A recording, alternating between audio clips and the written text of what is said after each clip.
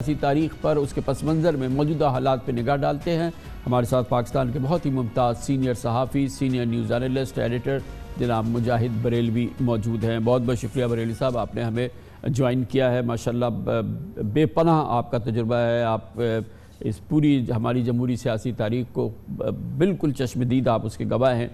یہ فرمائیے گا کہ آپ کے نزدیک کیا یہ جو عمران خان فیصلہ کرنے جا رہے ہیں جس میں کہ وہ اب اپنی دونوں اسمبلیز تحلیل کریں گے، اپنی حکومتیں تحلیل کریں گے، کے پی کی، پنجاب کی، قومی اسمبلی سے انہوں نے بڑی تعداد میں استعفیٰ دے دیے ہیں، اور اس کے بعد ان کا خیال ہے کہ جب یہ اتنی نشستیں خالی ہوں گی اور اتنی کوئی 70% کے قریب نشستیں خالی ہو جائیں گی تو اس کے لیے مجبور ہوگی حکومت کے الیکشن کرے، اور اس طرح سے ان کا مطالبہ پورا ہوگا۔ منطق نظر آتی ہے، سیاسی منطق اور سیاسی سوچ اس ایفرٹ کے پیچھے، اس کاوش کے پیچھے جو وہ کرنا چاہتے ہیں، جس میں بہرحال کہیں نہ کہیں شاید رسک کا ایلیمنٹ ہے۔ شکریہ کامران۔ ایک تو یہ کہ جو میں آپ کی جو گفتگو سن رہا تھا، ایک حد تک میں آپ کی بات سے اتفاق کرتا ہوں، کیونکہ بار بار 1985 کا حوالہ دیا جاتا ہے غیر جماعتی الیکشن کا، جس کا بائیکاٹ کیا، اور بعد میں ہم نے اور آپ نے سنا کہ پیپلز پارٹی اور اس کی قیادت کہتی ہے کہ یہ بہت بڑی غلطی تھی۔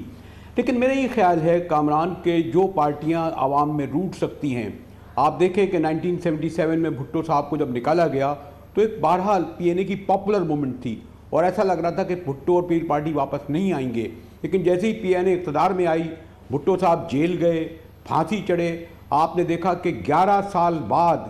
بعد اور میں نے دیکھا 86 کا بے نظیر بھٹو کو جو استقبال ہوا وہ تاریخی تھا، اور 88 میں بالآخر وہ اقتدار میں آئیں، یعنی 11 سال بعد بھی، کیونکہ ان کے روٹس تھے۔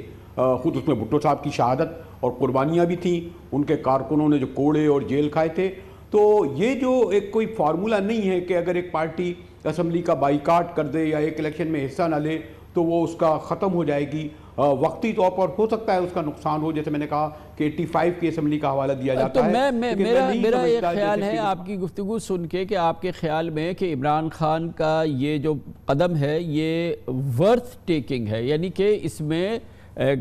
اگر وہ اس کاوش پہ جا رہے ہیں یا کوشش کر رہے ہیں یا عزم کر رہے ہیں تو یہ ایک سیاسی جمہوری عمل ہے اور اس میں کامیابی کی گنجائش موجود ہے، کیونکہ بہرحال اگر 2 اسمبلی سے تحلیل ہو جاتی ہے اور پھر ان کے 150 کے قریب ممبران ہیں قومی اسمبلی کے، وہ استعفے چھوڑ دیتے تو ایک کیفیت تو ایسی ہے کہ جس پہ بہرحال الیکشن کال ہونے چاہیے۔ تو آپ کو لگتا نہیں ہے کہ یہ ایک غلط فیصلہ اٹھایا ہے انہوں نے؟ لیکن عمران خان صاحب کو یہ یقین ہے، اور میرے خیال میں بہت سارے لوگوں کو یہ علم ہے